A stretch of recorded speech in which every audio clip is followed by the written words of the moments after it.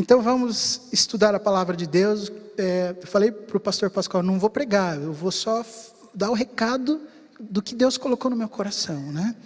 Porque se eu não pregar, eu não erro, né? Mas se eu der um recado, é um recado. Vamos abrir a Bíblia em Jó capítulo 9. Nós vamos ler o versículo 1 a 4. A versão que eu vou usar para ler com você é a Nova Tradução na linguagem de hoje, talvez por isso um pouquinho diferente da que alguns de vocês tenham aí. Jó, está ali antes de Salmos, capítulo 9, versículos de 1 a 4. Podemos ler, amém? Joia. Diz assim a palavra de Deus: Então, em resposta, Jó disse: Eu sei muito bem que as coisas são assim, mas como é que uma pessoa pode provar a Deus que ela está com a razão? Quem se atreve a discutir com Deus? Ele pode fazer 1000 perguntas a que ninguém é capaz de responder. A sua sabedoria é profunda e o seu poder é grande. Quem pode desafiá-lo e vencer? Vamos orar mais uma vez? Senhor querido, o pastor Pascoal já orou aqui, pediu que o Senhor falasse com a gente, e eu só quero de novo me colocar na dependência do Senhor, e dizer: Senhor, sem Ti nada podemos fazer. Vem mais uma vez ao nosso encontro, amado, fala com a gente, ministra a Tua vontade, Tua palavra querida, para o coração de cada um de forma específica nessa manhã, em nome de Jesus, amém, Senhor. Amém, gente? Amém. Vamos resumir um pouquinho a história do livro de Jó. Você já ouviu falar muita coisa a respeito do livro de Jó. Você sabe que ele foi aquele camarada abençoado, né? Que sofreu a beça, que tinha tanta coisa, tinha tantos bens. Naquela época, um sinal de riqueza era quanto gado você tinha, não é? Quantos filhos você tinha, porque isso era uma família próspera. E Jó era o cara, ele é abastado, ele era chamado de quase que o chefe do Oriente ali, um camarada que era reconhecido, respeitado, que tinha uma autoridade reconhecida naquele lugar. E aconteceu que ele perdeu tudo muito rápido, tudo aconteceu. Perdeu os filhos, as filhas, algumas desgraças aconteceram na sua vida, perdeu os seus bens, perdeu o seu gado, perdeu as suas casas, as suas posses, tudo virou nada da noite para o dia.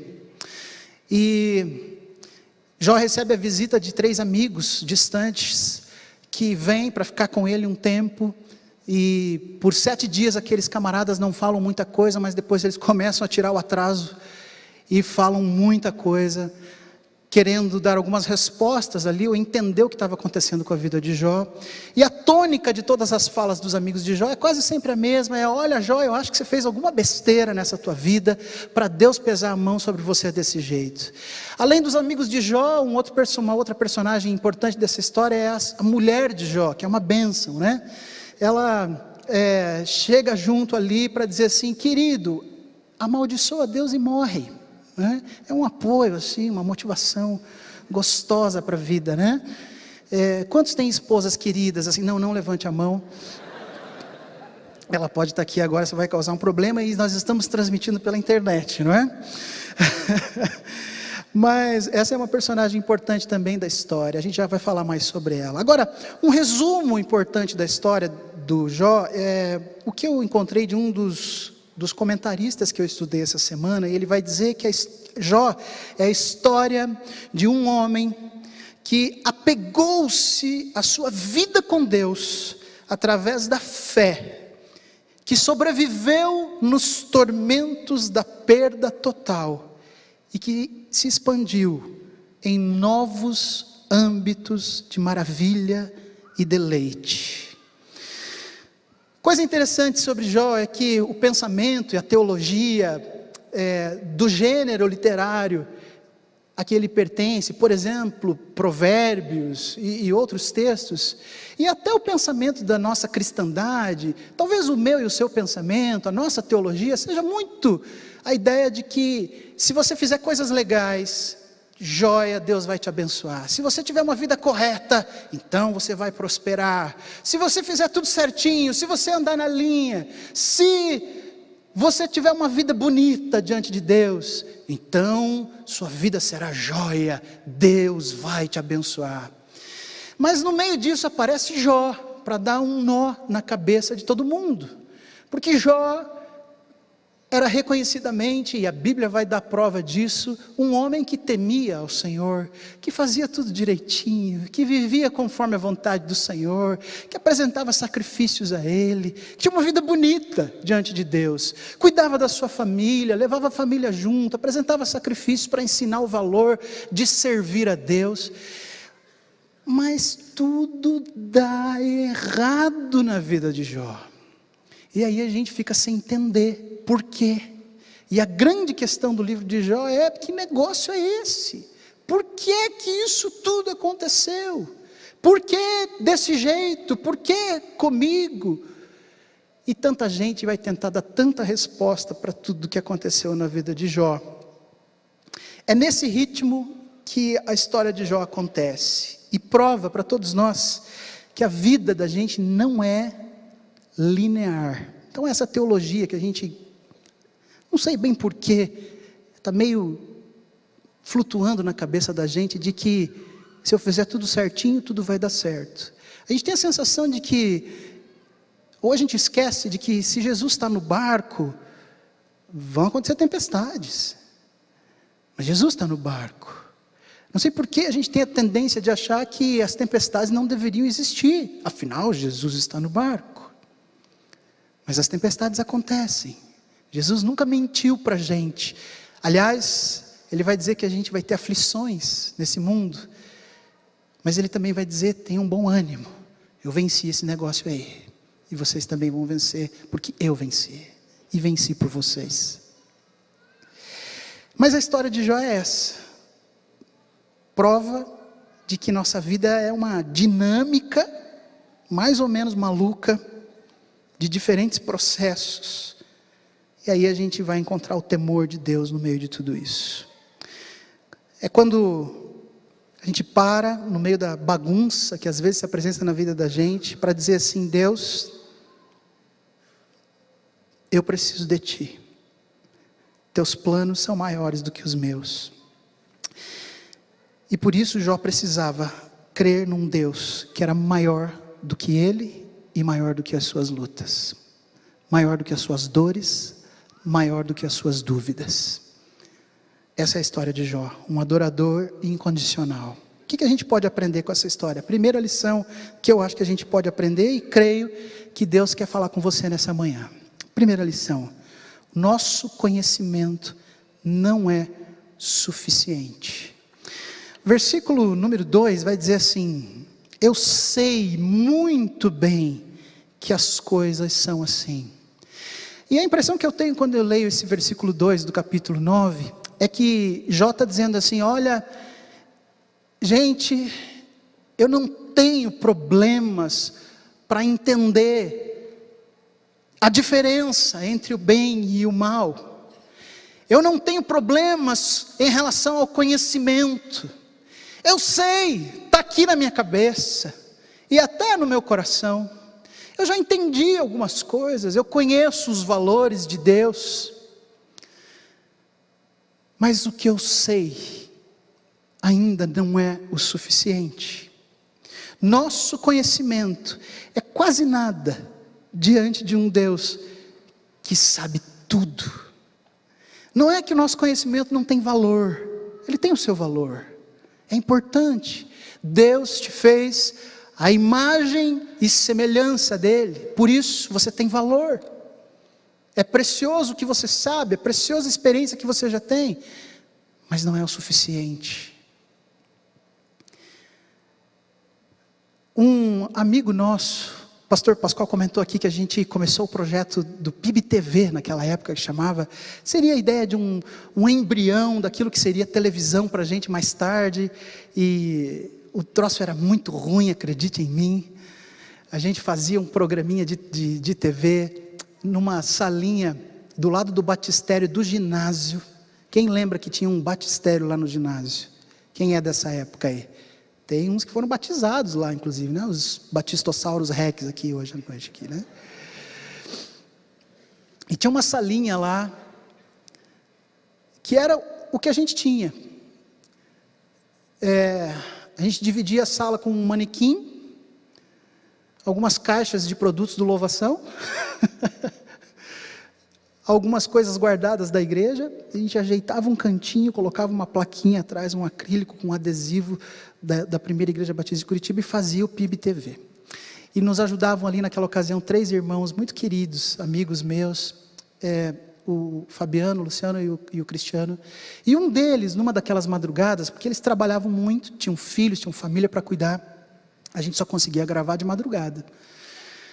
E uma daquelas madrugadas foi muito especial, porque entre um pedaço de pizza e outro, o Fabiano Castro, um desses amigos, abriu o coração e falou assim: pastor, você sabe que eu aprendi essa semana um pouco mais, entendi um pouco melhor o que é o amor de Deus, o que é o amor de um Deus que é pai e que cuida dos seus filhos. Porque, dizia ele, eu levei o meu filhinho pequenininho para fazer um exame muito importante essa semana, e o exame consistia em colocar a cabecinha dele numa chapa gelada de ferro, para fazer ali alguns exames por alguns minutos.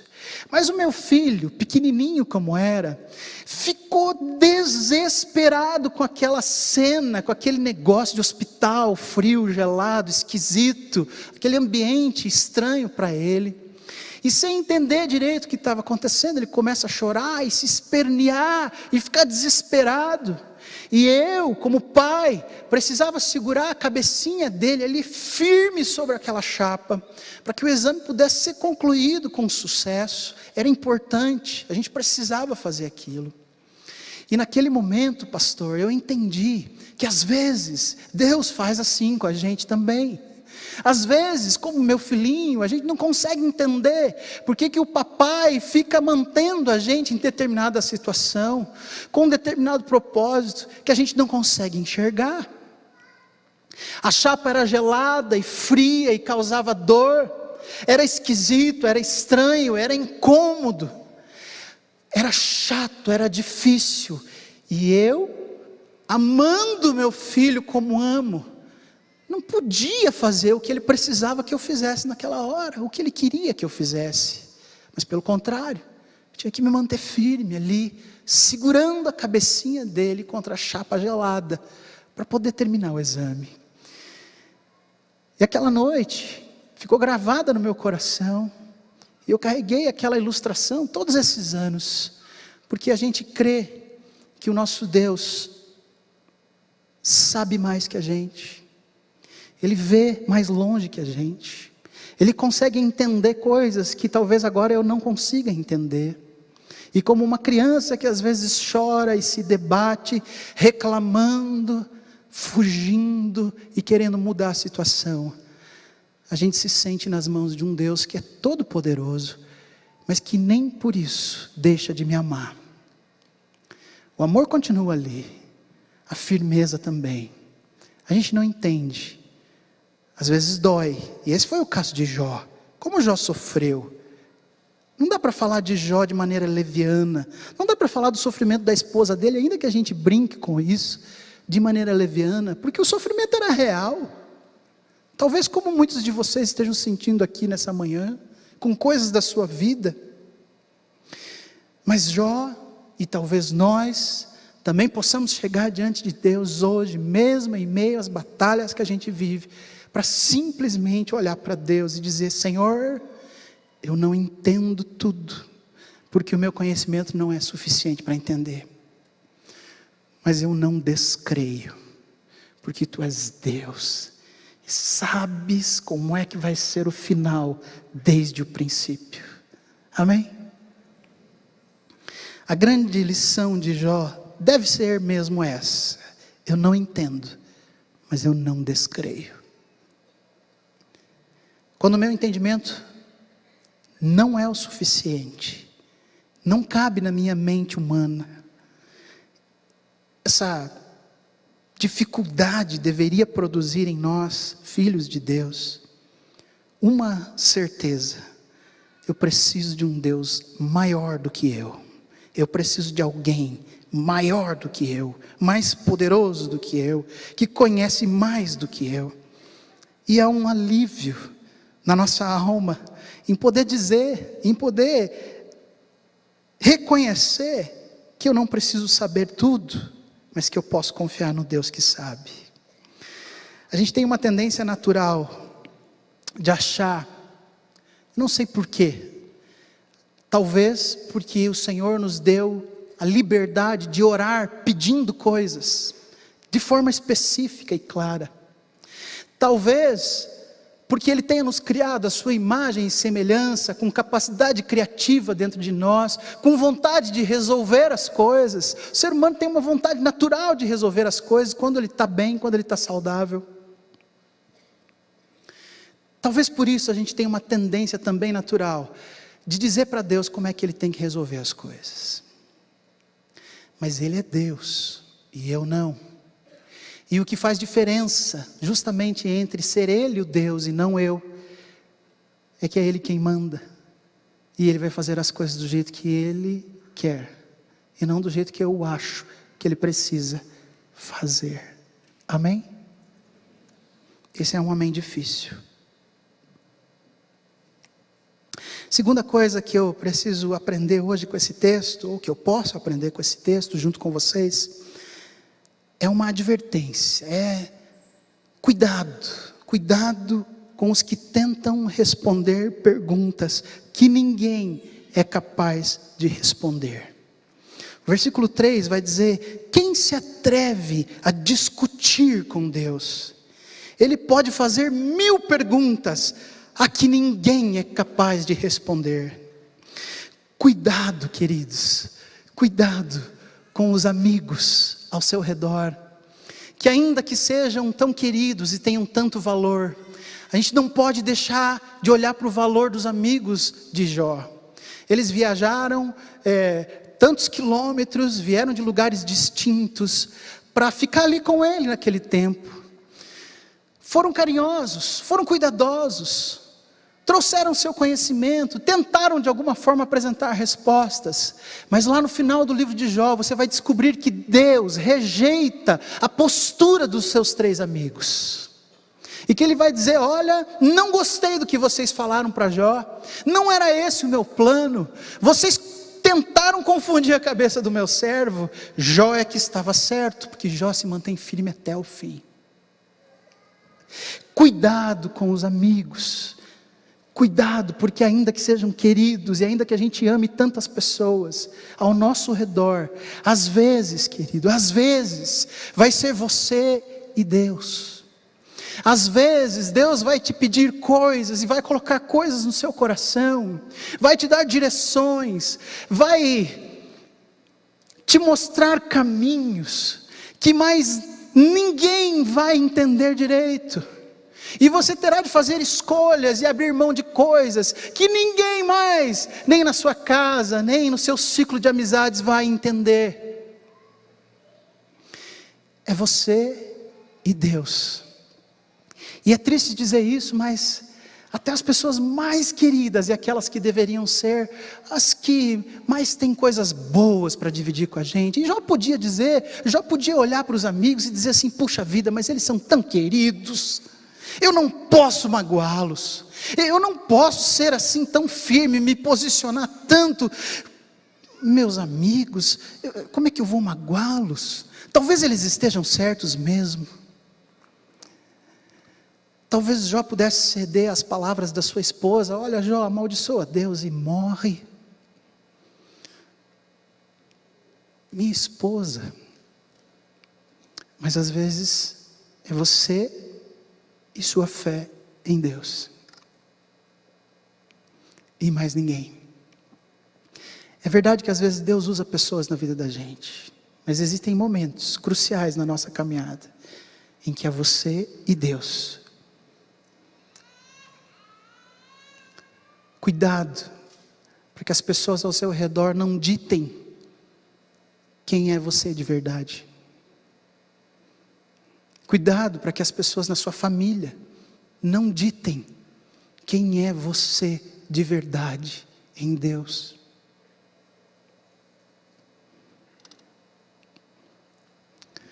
Não precisa tratar mal ninguém, não precisa desprezar seus amigos, não precisa tratar mal sua esposa nem seu esposo, se ela não concordar com alguma coisa que Deus esteja pedindo para você.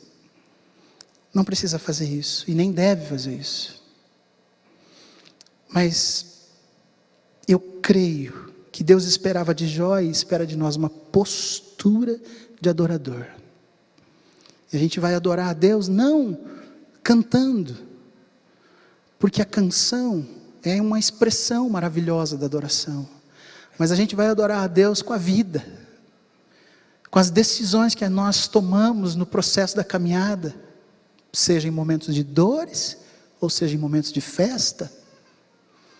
A Bíblia vai dizer que nos momentos de dores e de luto, há mais sabedoria do que nos momentos de festa.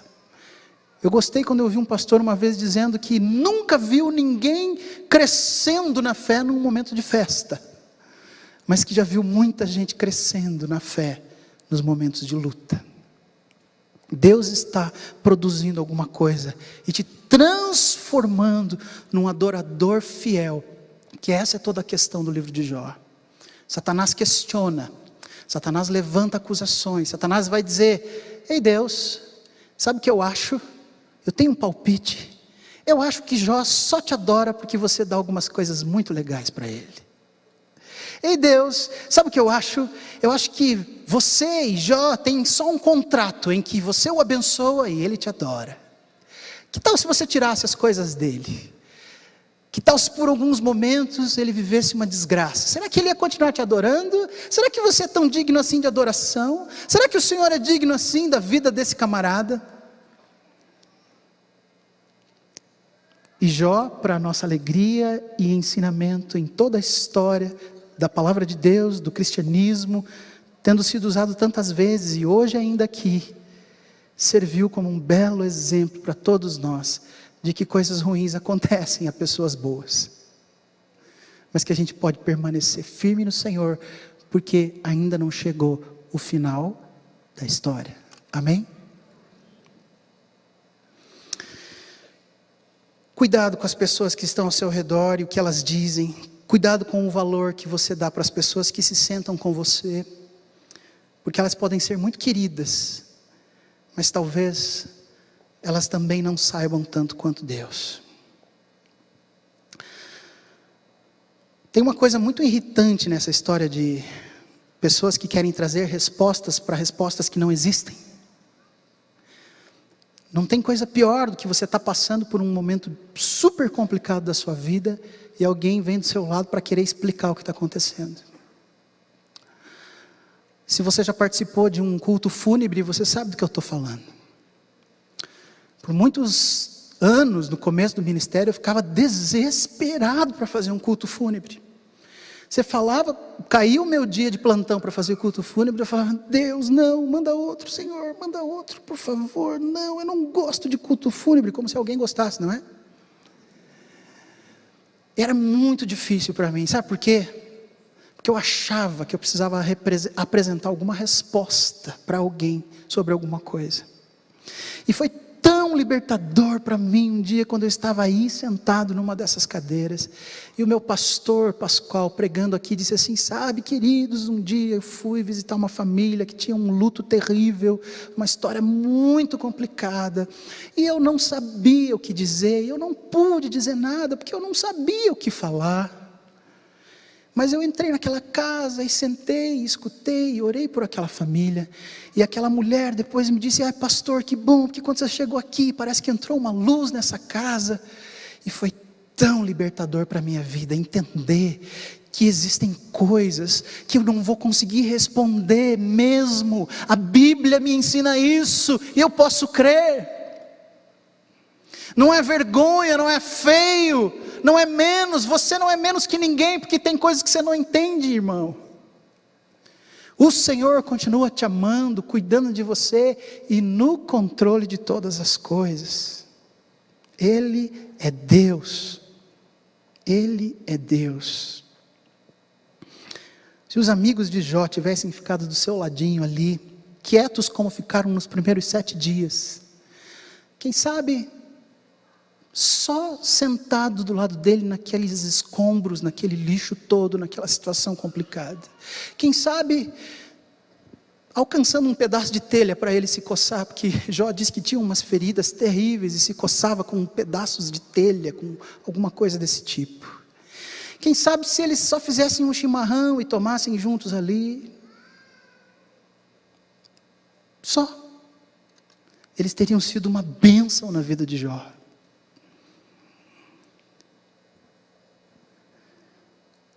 Será que caberia aqui uma reflexão para a gente sobre que tipo de esposa, que tipo de amigo, que tipo de marido, que tipo de amiga você tem sido para as pessoas ao seu redor? Será que a gente consegue, ao invés de puxar para trás, botar para frente alguém que está dizendo, eu sei em quem tenho crido? Será que a gente consegue apoiar alguém que está dizendo, eu quero buscar mais a Deus? Será que a gente tem conseguido ser amparo para minha esposa, para o meu marido, ser amparo para o meu amigo, para a minha amiga, e ao invés de puxar para trás, dizer, vamos lá, vamos buscar Deus juntos, porque a gente não entende direito agora, mas Ele é Deus, e a história ainda não terminou. Como é que você tem vivido a sua vida ao lado de pessoas que precisam buscar a Deus? Tem um versículo, um texto de Lucas 18, 29 e 30, que vai dizer, digo-lhes a verdade, Jesus dizendo, digo-lhes a verdade, ninguém que tenha deixado casa, mulher, irmãos, pai ou filhos por causa do reino de Deus, deixará de receber, na presente era, muitas vezes mais, e na era futura, a vida eterna. Terceira lição que a gente pode aprender com esse texto aqui, é uma simples e desafiadora conclusão. Deus é mais poderoso do que eu. Versículo 4 vai dizer, a sua sabedoria é profunda, e o seu poder é grande, quem pode desafiá-lo e vencer? Quem pode desafiá-lo e vencer? Quem pode ser tão grande como o nosso Deus? Queridos, existem 3 características muito fundamentais a respeito do nosso Deus. E eu queria que você saísse daqui nessa manhã com isso muito claro na sua cabeça. Quem é o Deus a quem você serve, ou deveria servir, se não faz isso ainda? Ele é o Deus onipotente, chamado de Deus onipotente, o que significa que Ele tem poder para fazer qualquer coisa, seja ela legal aos meus olhos ou não, seja ela bonita, interessante ou não, envolva sofrimento ou alegria, Ele é todo poderoso, Ele pode fazer todas as coisas, além de ser um Deus do impossível, Ele pode todas as coisas. Segunda coisa importante e fundamental a respeito do nosso Deus, Ele é onisciente, Ele sabe todas as coisas, Ele conhece o agora, o passado e o futuro, Ele enxerga coisas que eu e você não conseguimos enxergar, Ele vai saber antes de você como é que as coisas serão. Ele tem propósitos, Ele trabalha com propósitos, com objetivos para a glória e honra do seu nome. E queridos, se Ele é Deus, se Ele pode todas as coisas, e se Ele trabalha para a honra e glória do seu nome, e se Ele disse que me ama, o que mais eu preciso? O que mais eu poderia fazer? Se não dizer, Deus, eu preciso do Senhor que é maior do que eu, para cuidar da minha vida. Ele também é um Deus onipresente. Essa é a terceira característica importante e fundamental do nosso Deus. Ele está em todo lugar. Em todo lugar. Aqui, do outro lado do mundo e em todo o universo. O Deus que está em todo lugar é o teu Deus. Amém? Um dos comentaristas escreveu uma frase que eu achei tremenda. Ele disse assim, lá no meio do livro do Wiersbe, se eu não me engano, citando alguém, ele disse: se tememos a Deus, não temos medo de nada. Se não tememos a Deus, temos medo de tudo. Que coisa tremenda.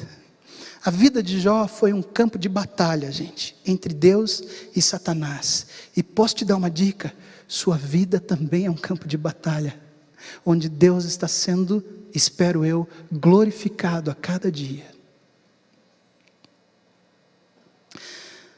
A verdadeira questão colocada em xeque por Satanás era a dignidade de Deus, e quanto ele merecia ser adorado, independente das circunstâncias. Se Jó adoraria somente porque tinha um negócio de troca, ou se Jó adoraria porque o Senhor é digno de confiança. Deus maior que eu. Você pode escolher quem vai adorar. Você pode escolher, porque a adoração, é verdade, é uma questão de escolha na sua vida. Você vai crescendo, você vai aprendendo, mas você precisa decidir a quem vai adorar, a quem vai servir. Existe uma canção que foi gravada por um pastor americano, escrita por um homem que não é um homem de igreja, escrita pelo Bob Dylan, não sei se você já ouviu.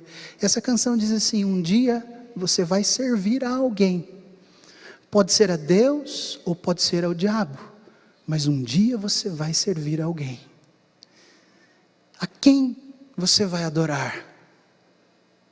Em quem você vai confiar? Talvez em você mesmo, talvez em Deus, talvez nas pessoas ao seu redor.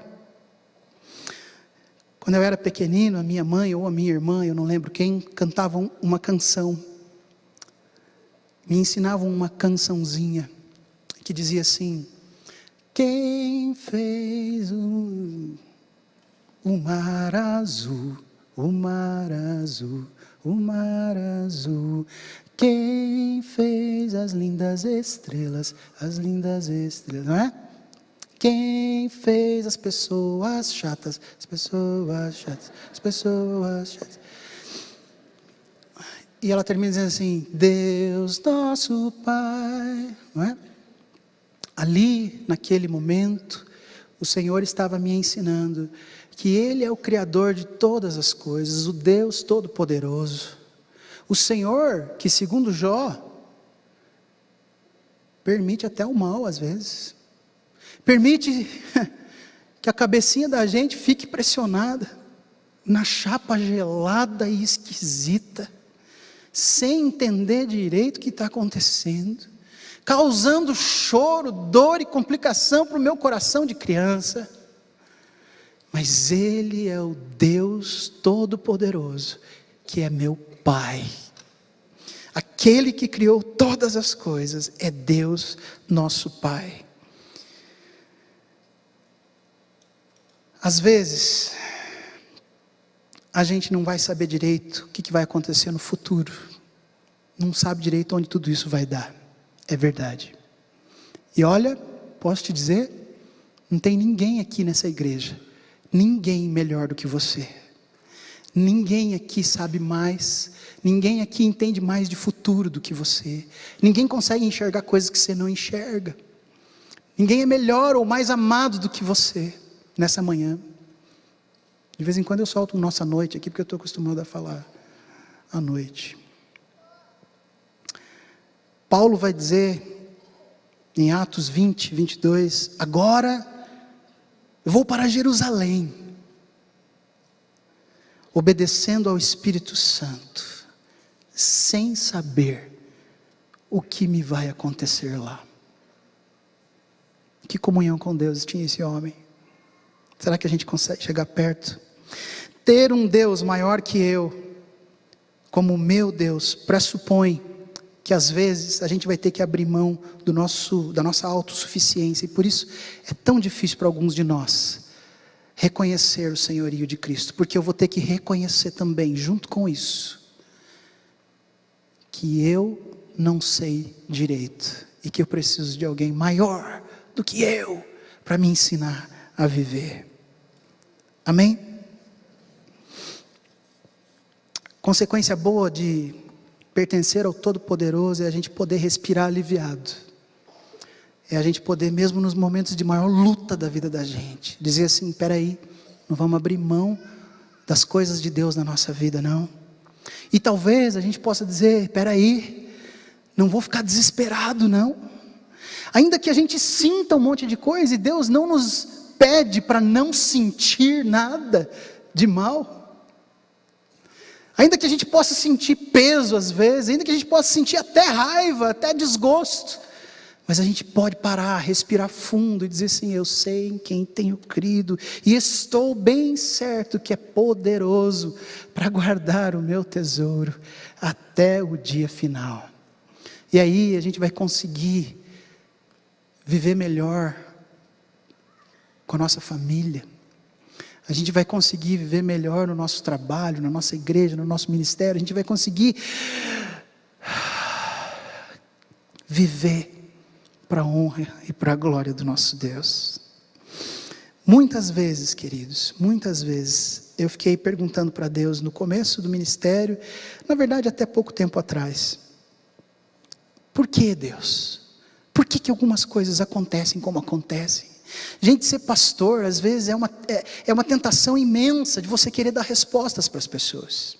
Quando alguém vem conversar com você, e eu sofro demais com isso, e de vez em quando eu chegava em casa arrasado, pensando: mas Deus, por que isso acontece assim na vida do fulano? Por que o Senhor não responde na vida daquela menina? Por que o Senhor não faz isso na vida daquele rapaz? Por que aconteceu isso ou aquilo? E um dia Deus me deu uma resposta na cara. Isaías 45, versículo 11. Eu vou ler para você. O Senhor, o Santo de Israel, o seu Criador, quem fez as lindas estrelas, diz: por acaso vocês vão exigir que eu explique como cuido dos meus filhos? Vocês querem me ensinar a fazer as coisas? E eu vou falar o que para Deus, diante de uma resposta dessas? Eu vou ficar quieto, eu vou tirar a mochila pesada das minhas costas, para tudo que eu estou vendo ao meu redor que eu não entendo, e vou dizer: Senhor, eu preciso de um Deus maior que eu, assume o controle de novo da minha vida. E talvez nessa manhã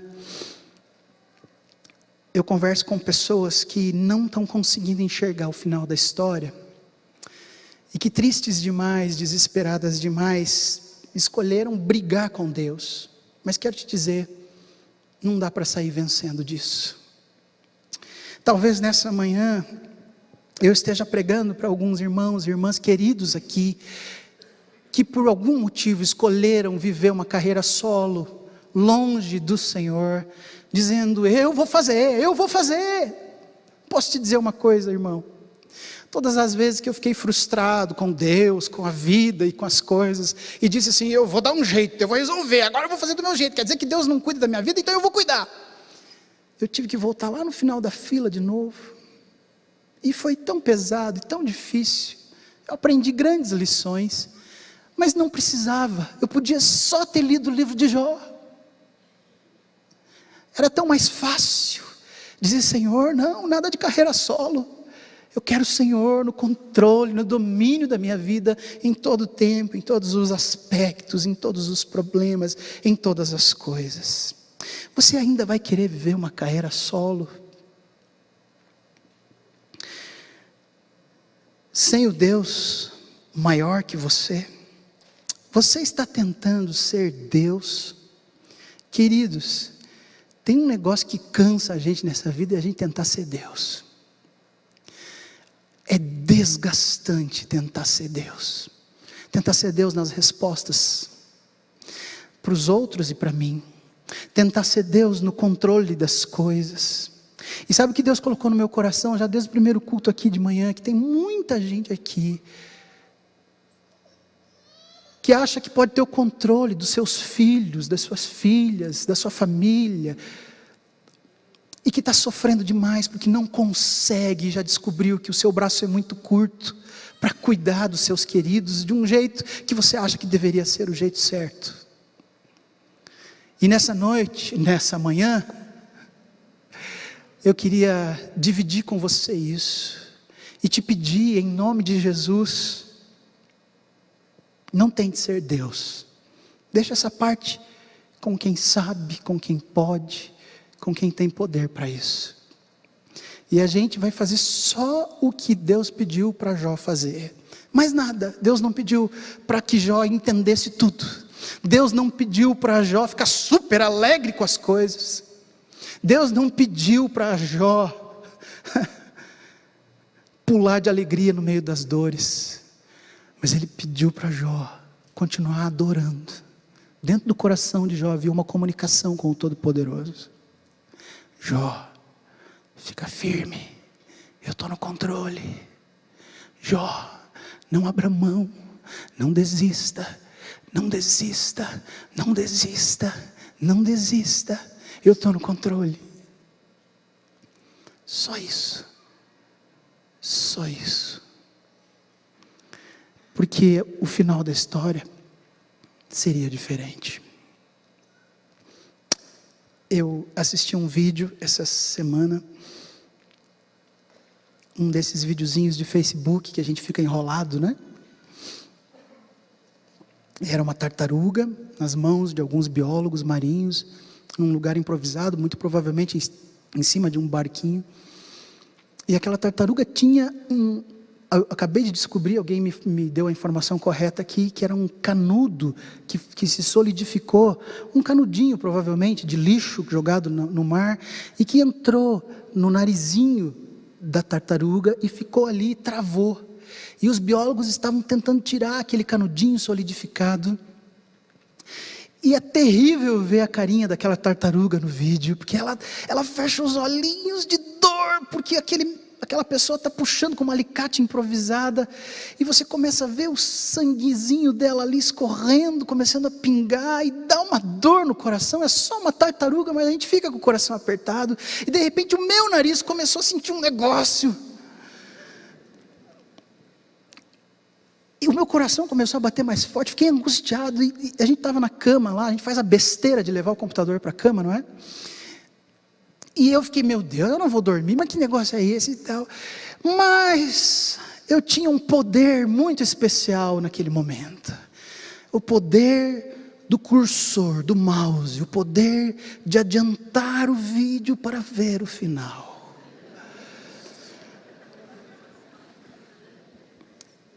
E aí eu exerci todo o meu poder de conhecer o final antes de ver toda a história.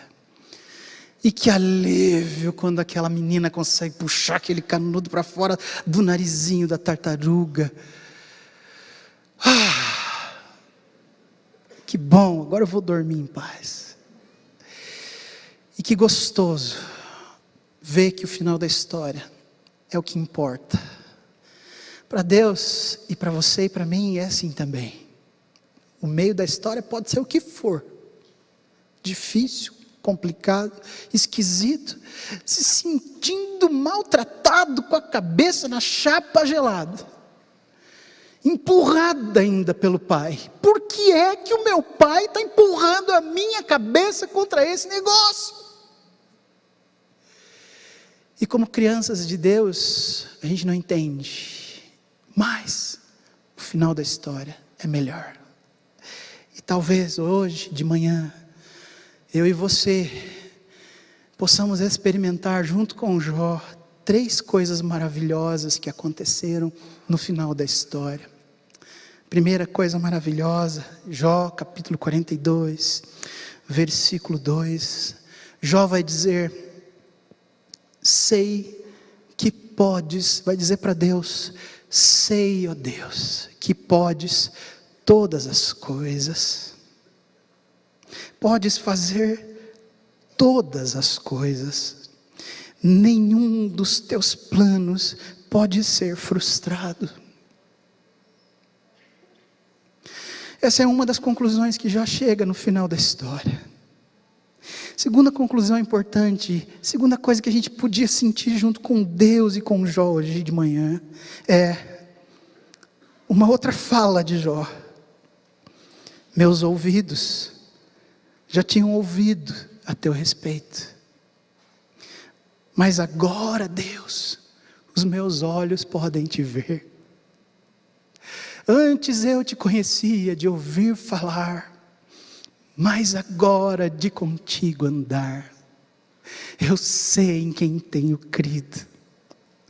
E terceira coisa preciosa para o nosso coração, é eu escutar que o versículo 12 do capítulo 42 vai dizer que o Senhor abençoou o final da vida de Jó, mais do que o início. E ele teve 14.000 ovelhas, 6.000 camelos, 1.000 juntas de boi e 1.000 jumentos, e assim continua a história. Queridos, a história ainda não terminou, e Deus está no controle das nossas vidas. Tem alguém aqui nessa noite hoje precisando dizer: Deus, eu preciso de alguém maior do que eu, para tomar conta da minha vida, para assumir o controle, para dizer como é que eu faço para viver essa vida do melhor jeito. Tem mães e pais aqui hoje se sentindo com o braço tão curto para cuidar da sua casa, e que precisam deixar de querer ser Deus, e dizer: Senhor, toma o controle de tudo. O Senhor sabe do passado, o Senhor sabe do presente, o Senhor sabe do futuro, como é que vai ser esse negócio. O Senhor é Deus, e se tem alguém que é digno de receber confiança, adoração produzida até mesmo pela dor, esse alguém é o Senhor. E eu escolho obedecer, porque é a escolha que eu faço, e é aquilo que eu realizo e faço quando escolho, que realmente causa transformação na minha vida. Se Deus está falando com você, só se Deus estiver falando com você, queria que você ficasse em pé para a gente orar juntos. É com você que Deus falou? Pode levantar do seu lugar. Eu vou pedir para o nosso pastor querido orar por nós aqui, né? A gente já está terminando esse culto. E independente das dores, independente do que você esteja vivendo, eu queria te convidar para tomar um passo de fé e usar esse espaço aqui. Não foi construído para a gente poder ficar mais longe de vocês. Esse espaço existe para a gente se juntar em oração. Por isso eu vou te convidar, só você que gostaria de orar junto com a gente, receber a oração do nosso pastor, sai do teu lugar e vem aqui para frente para a gente orar juntos, entregando todas as coisas nas mãos do Deus que é maior que nós. Pode vir agora. Vou pedir para o pastor Pascoal orar por nós.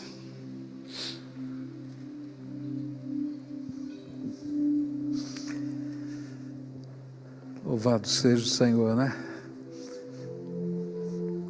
Porque há perguntas que não têm resposta. Há comentários que a gente não precisa ouvir. E há um Deus soberano a quem eu vou me submeter e confiar nele. Descansar nesse poder tremendo de Deus, nessa graça tão grande. Chega mais para frente aqui, tem gente chegando aqui, não é? Só Deus conhece o que vai no coração de cada um, e esse é tempo de intercessão, de oração. A gente ora uns pelos outros. Tem dia que a gente chega quebradinho, não é? E a gente olha para a gente e diz: Senhor, como é que vai ser? Agora tem outros dias que a gente vem orar com pessoas que estão quebradinhas, e Deus vai dizer: ó, vou te usar hoje. Então hoje é o dia que você chega quebradinho, mas Deus está escrevendo o final da história, não é? E você vai chegar cheio da graça de Deus, de quem já viu o final da história. Outro dia, para abençoar outras vidas. E assim é a dinâmica da vida. Agora, a coisa que não muda é que é um Deus soberano, que nos coloca na palma da mão. E você veio aqui hoje só para ouvir que Ele ama você, tem um plano para a tua vida, que está no controle, você está na palma da mão dEle. Eu não sei se você vai lembrar de mais alguma coisa, talvez as histórias tão interessantes, né, que o Adriano colocou, você vai lembrar, como aquele garotinho empurrado na chapa, né, como o poder do cursor, tantas outras que ele colocou, mas lembra isso, o Senhor está no controle, e Ele vai escrever o final da história. Agora vamos levantar um clamor, né?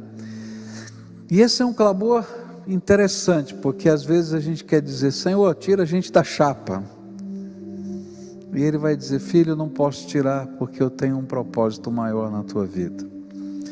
Outras vezes a gente vai querer dizer para Deus o que Ele tem que fazer. Senhor, você tem que fazer isso, aquilo outro.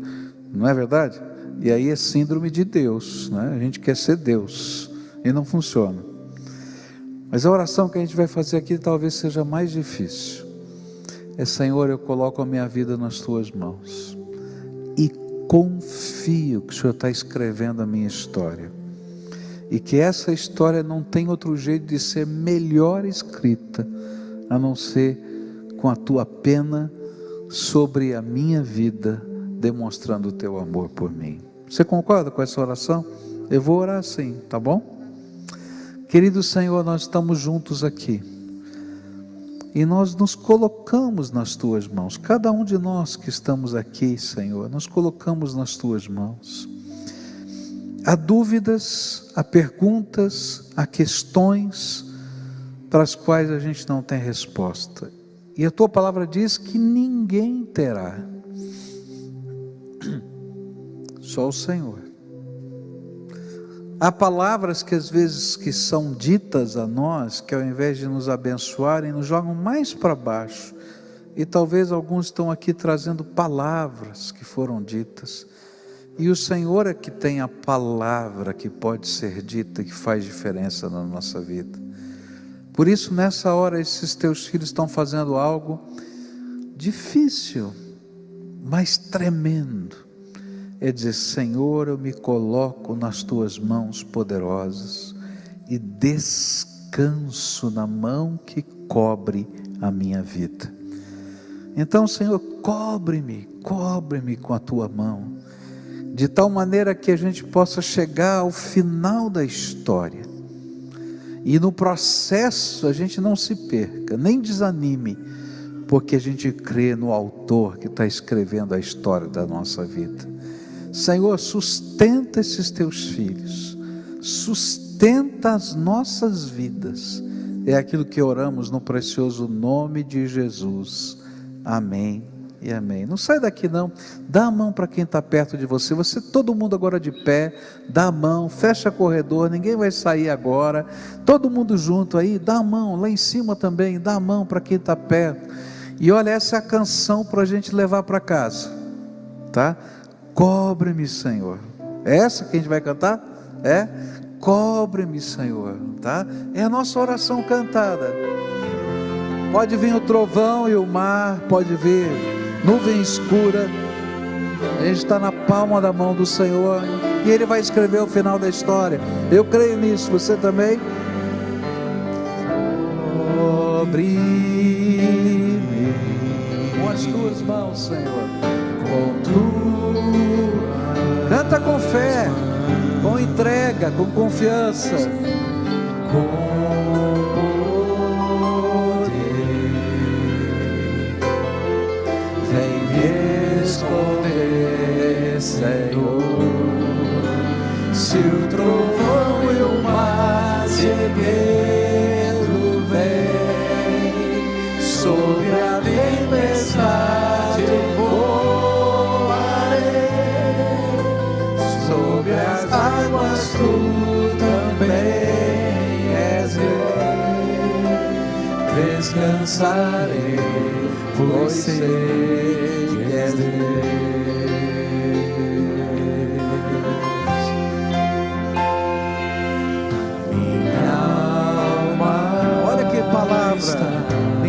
está segura em Ti, Senhor. Segura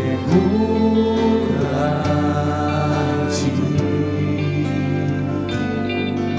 sabe bem que em Cristo vive está. Se o trovão e o mar sedento vem sobre a tempestade, eu voarei. Sobre as águas tu também és rei. Descansarei, pois sei que és Deus.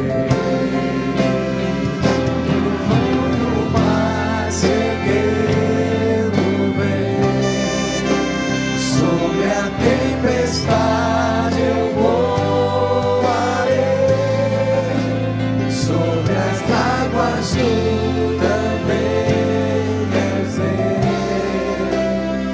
Descansarei, pois sei que és Deus. Descansarei,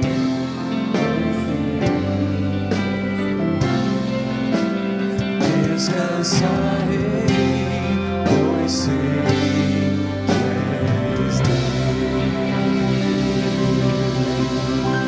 Pode aplaudir o Senhor, não é? Ó, pula no colo de Jesus e anda com Ele. Eu não sei qual foi o final da história do garotinho lá do Fabiano, tá? Mas eu fiquei pensando como pai, né? Que ele pegou no colo e disse: passou, filhinho, passou, já passou. E às vezes a gente tem que estar com o rosto ali colocado, mas o Senhor pega a gente no colo, né? Então pula no colo de Jesus e segue com Ele. Você não pode perder o culto de hoje à noite, vai ser tremendo. O nosso ministério, né, com os deficientes, que é chamado Ministério Eficiente, é que vai dirigir esse culto. Então, quem vai adorar a Deus, quem vai dirigir, quem vai, olha, é de arrebentar o coração, tá? Você não pode perder, e é uma grande bênção a gente ver o que Deus está fazendo no nosso meio, com essa gente tão preciosa, surdos, cegos, cadeirantes, pessoas que têm PC, paralisia cerebral, deficientes intelectuais, e a gente tem várias áreas aqui que a igreja trabalha, todos eles vão estar aqui participando, vai ser uma festa de louvor, a gente vai ver que nada pode nos separar do amor de Deus, absolutamente nada, tá bom? Agora, eu vou orar mais uma vez, tá? Pula no colo de Jesus, não esquece não, tá? Que a graça de nosso Senhor Jesus Cristo, o amor de Deus, o nosso Pai, e a comunhão e as consolações do Santo Espírito de Deus, estejam com todos nós aqui, e com o povo de Deus, espalhado pela face da terra, hoje e sempre. Amém e amém.